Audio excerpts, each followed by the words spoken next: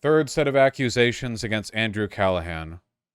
Okay, so I met Andrew Callahan almost a couple years ago now, and last spoke to him maybe this spring or summer.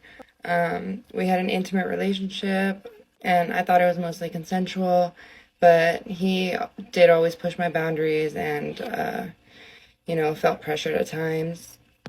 There have been many things that have been huge red flags that I've clearly stayed blind to, but Don't start with part five, but she's starting here. the last time I saw him and we were intimate together, I feel like he took advantage of the fact I liked him so much and pretty much went stealth on me, technically. Um, we've been very clear about wearing condoms from the first day we met. Since I am a single mom, I'm not on birth control, and I won't choose abortion for myself at this point in my life. And he was fully aware of that. He still chose to insert his penis without a condom, and I didn't realize until he was already going, and I liked him so much, I just let it continue, and I Okay. even felt like maybe this was a step towards, maybe something more serious. He knew I wanted a relationship. We talked about it multiple times. I've even cut. Okay, this is a PSA for everyone watching who might not know, but there are many ways to indicate that you are interested in a relationship, and a chick bareback when she's asked you not to is not one of them. You can use words. You can like do a cute little bouquet with a card in it. There are lots of things you can do. Probably not that though. Stealthing's 100% rape. Yeah. Off the relationship, saying I didn't want to hook up, and then he pretty much got me back because he said, other things I'll get into. But yeah, I do have a serious fear of STDs, and I Stealthing is when you have sex with somebody, when you've said that you will put on a condom, but you do not put on a condom. So you've like, it can be like you wear a condom, but then you remove it mid-sex, or you just them without one when it's been indicated that you are both, that you want to wear a condom. Yeah. How do you even do that? I mean, it's pretty easy to do. Like, if a chick's in doggy or whatever, like she's kind of over there vision-wise. You know what? It's don't do it.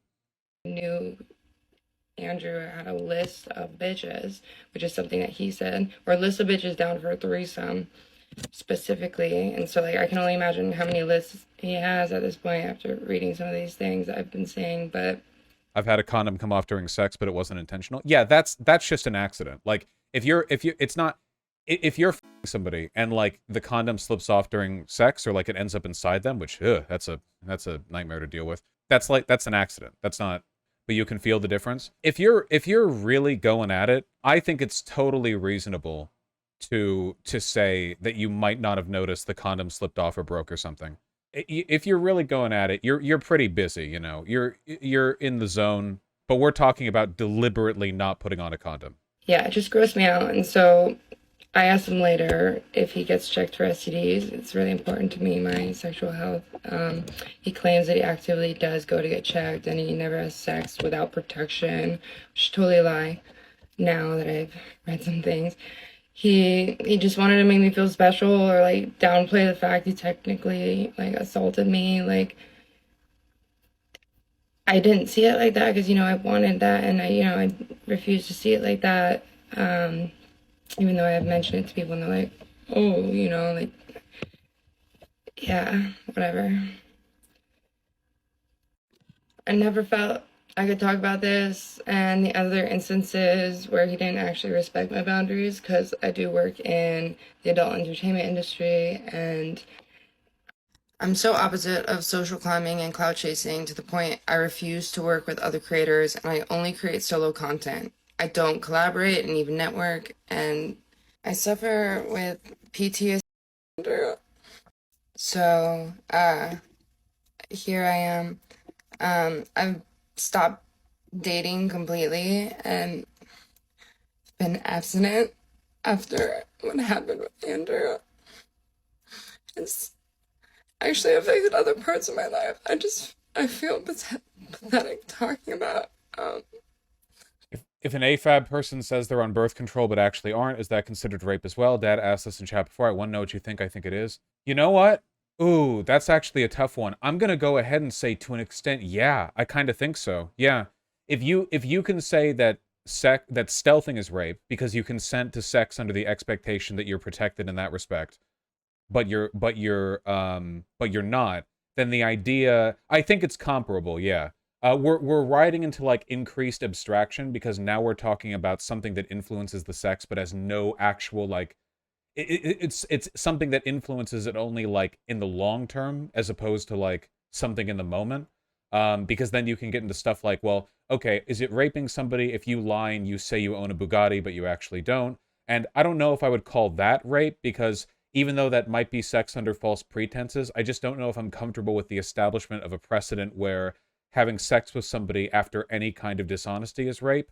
But not being on birth control when you say you are isn't like just any kind of dishonesty. It's like specific to whether or not somebody might consent to sex with you. It influences very directly like the decision making process on sex itself, as opposed to just broadly your perception of the person. So yeah, okay, I don't know. Yeah, it's comparable but not the exact same. Yeah, because like I said, unlike wearing or not wearing a condom, which does have an immediate impact on the sex, the birth control thing doesn't. It's like sort of an extra consideration around it, but it doesn't. It's not like something you do right then or there. I don't know. Those can just fail sometimes. Then no. What if it's about to expire? Well, I'm talking about deliberately lying about it, not about there being an accident. That happens, right? My issue with this precedent is that Destiny literally used this logic to justify the if you don't tell the person that you are dating that you are trans, it's tantamount to rape. Don't you learn if a person is trans, kind of like when you take their pants off?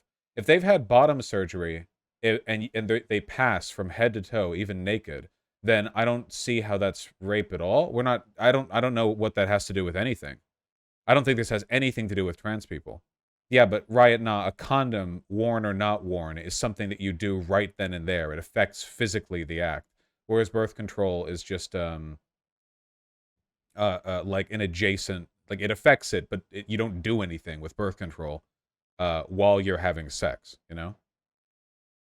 No, I don't think that not saying you're trans is rape or whatever.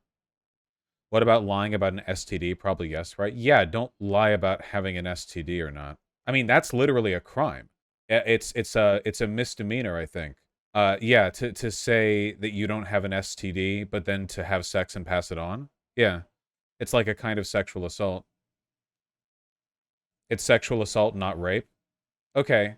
Yeah, I mean, keep in mind that like the legal and moral difference between sexual assault and rape is already really fuzzy.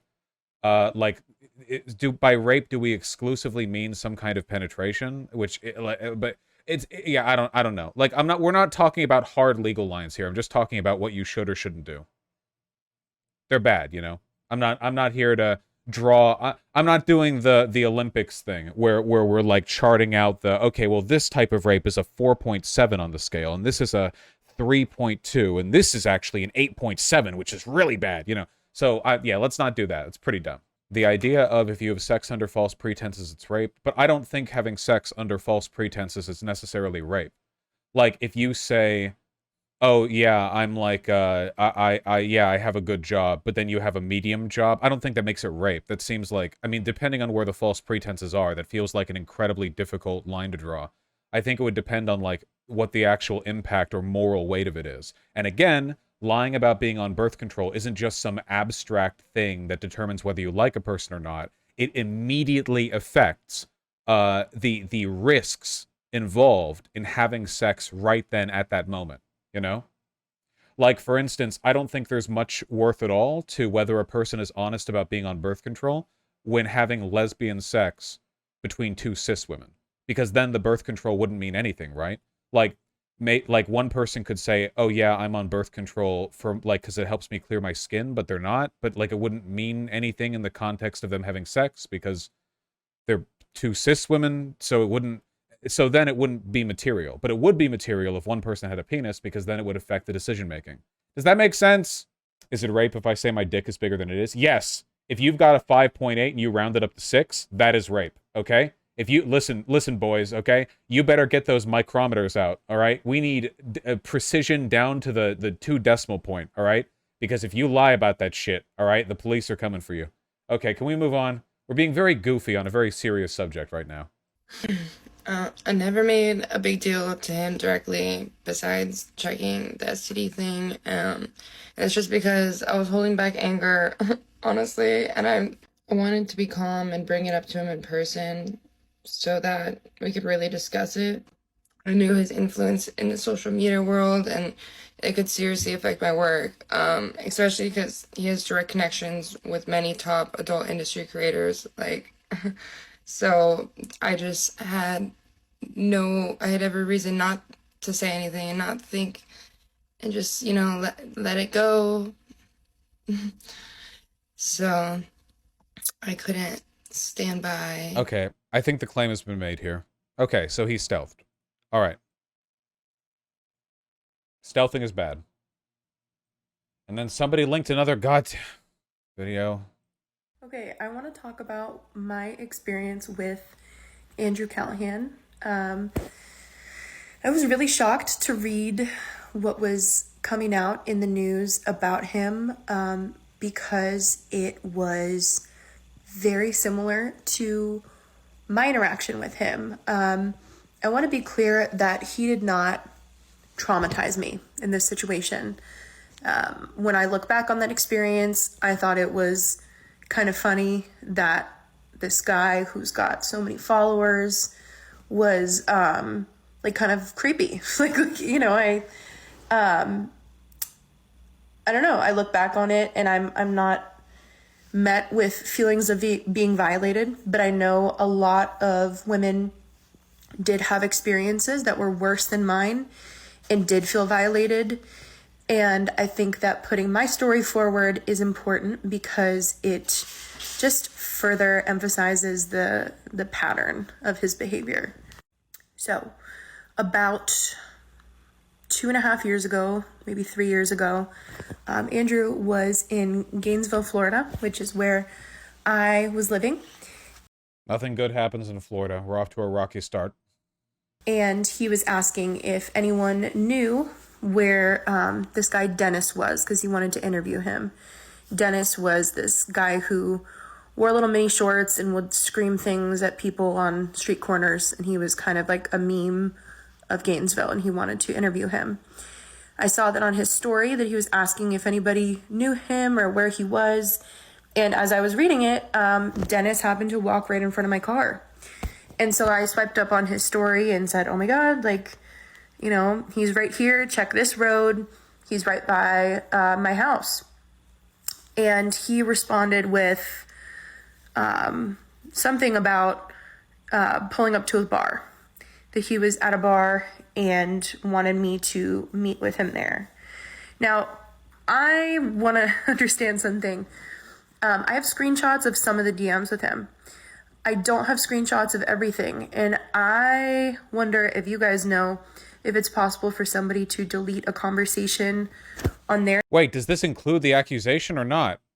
end and it doesn't show up on your Instagram anymore. Otherwise, I guess I deleted them. I don't know why I would have, but I did screenshot a couple of the DMs, so I'll include those here. Pause to read. Oh, okay. Check Archer, right? You're inside my hood. I legit live right here. Thanks, the info. Pull up to the bar. So, for some context, he was at this bar in town, and my puppy was visiting with me. He had really bad separation anxiety. These are so boring. I get they're serious. I'm not really interested in some random internet dude being creep. Well, he's not really a random guy, but I think at this point, I feel like there's just some kind of like existential horror / comedy to just how bad he was, you know? I feel like there's some value in familiarizing ourselves with the extent to which a person can be terrible and just get away with it for a long time. I don't know. I feel there's something here. There's something instructive here. I don't know.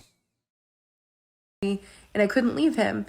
And I was saying that to him. I said, I can't. My puppy's with me. And in the later DMs, which, okay, I guess go to part 2. Okay, I want to talk about... Oh. Okay, part 2. In later DMs, which again, I don't know why they disappeared, but that's all I have. He was just like being pretty insistent, like just come, bring your dog. That's fine, just bring your dog, come to the bar. And I thought, okay, like this is a unique experience. I'll just go for one drink and it'll be fine. And so I drove down to the bar and I walk in. He must get off on this. Yeah, people like Andrew Callaghan don't rape because they like casually kind of don't get consent, and they don't do it because they have no other options. They do it because they specifically like having power over the people they rape, or sexually assault, or control, or dominate, or coerce, or whatever. And it's like all guys there. There wasn't many women hanging around, and I saw him. He immediately knew who I was from my Instagram, and he gave me a hug and was, talking to me. And how do you know that? Because it's a well-researched psychological subject, and the idea that rapists rape because they want to have sex and no other reason is a long-standing reactionary conservative talking point that is often used to hamper the extent to which you can meaningfully address stuff like rape culture. The idea that people rape just because they want to have sex is like a thought-terminating cliche to keep people from a proper sociological analysis of the way in which rape culture perpetuates. It's very well studied. Like psychologists, researchers into the DSM stuff, they're in agreement on this. It's not like a hot take or anything. Go to order myself a drink, and there was a drink on the menu that was called the Slutty Redhead. And I kind of laughed at that, and he asked me if I was a slutty redhead.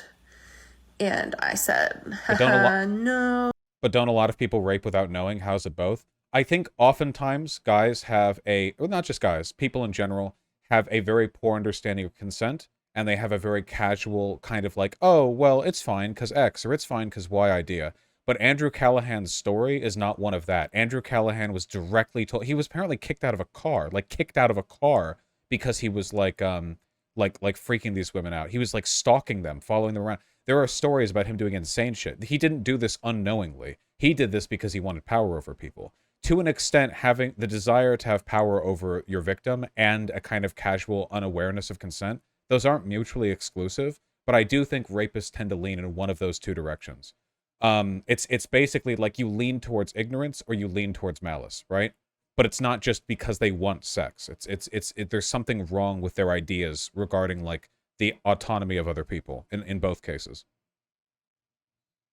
No. And like, I thought that was... Here's an article. Oh yeah, here we go, from Psychology Today. Sexual assault is about power. More about power than it is about sex. Although the touch may be sexual, the words seductive or intimidating, and the violation physical. When someone rapes, assaults, or harasses, the motivation stems from the perpetuator's need for dominance and control. Right. It's a well-regarded thing.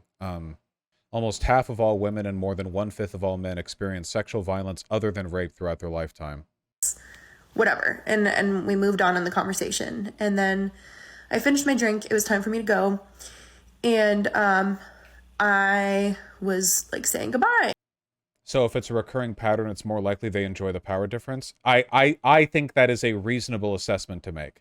I'm not trying to do any apologia shit here. I do genuinely believe there are guys who will do something that is rape, but in their head, they think they're doing like an okay thing. Like they've heard so many stories of like, oh, chicks play hard to get, or oh, like women kind of like don't want to be easy, so they'll like say no, but they really mean yes or whatever. And in the guy's head, he's thinking, oh yeah, it's like that. So she does want to have sex. She's just like, doing the thing girls do. And then he will rape her. And in his head, he's like, okay, well, that's how it works, right? Now, that is awful. I'm not defending that behavior, but it is possible for stuff like that to happen as a product of like a sort of ignorance and kind of like a learned callousness towards the autonomy of others, not malice necessarily. Again, that doesn't make it okay or good. It doesn't mean that that person couldn't be criminally prosecuted or anything. You can, after all, go to jail for accidentally committing crimes. I'm not making that, any opposite claim. I'm only saying that that is a thing that can happen. But the more that happens with one guy, I think it's reasonable to assume like that person either has an insanely ignorant, callous attitude towards others' autonomy, or he kind of knows what he's doing. And I think the more often this happens, I think it's easier to make a determination that they're acting out of malice. And Callaghan, apparently, you know, rape king of Seattle, it seems. I don't buy the ignorance bit. And I got a picture with him, which I'll insert that here. So that was us at the bar. That is Andrew Callaghan. And so I tell him I gotta go be with my dog. He, this was during the time when he was driving the RV around, I think. And he was like, oh, you should come back to the RV with us. And I was like, oh, you know, I can't really do that. I gotta go. And he's like, no, you should, you know. And I'm like, I drove here, like, I'm good. And he says, well, let me drive you home then. Or he either said that or we'll take an Uber together. I don't remember. It was like an Uber together. Why the f would you take an Uber together? What the f does that mean? Like I said, like 3 years ago. But he was saying like, no, just like, I'll take you home. And then he was saying, why don't you come back to the hotel with me? And I said no again. And he repeated that a few times. And I, you know, I left. So, you know, like I said, I was not traumatized by this experience. However, I do think that... okay, so she's just sort of attesting to him being a creep. Okay. There is certainly a pattern of behavior here. I don't know. I was shocked to hear about what happened because I'd never heard anything but positive things about Andrew. And it was just so bizarrely familiar. The insistence. Dude was trying to f in a bar. That's not really shocking. Yeah, there's nothing shocking about asking a girl, hey, do you want to come back to my place? The shocking thing, or I guess the weird thing, is asking it like 10 more times.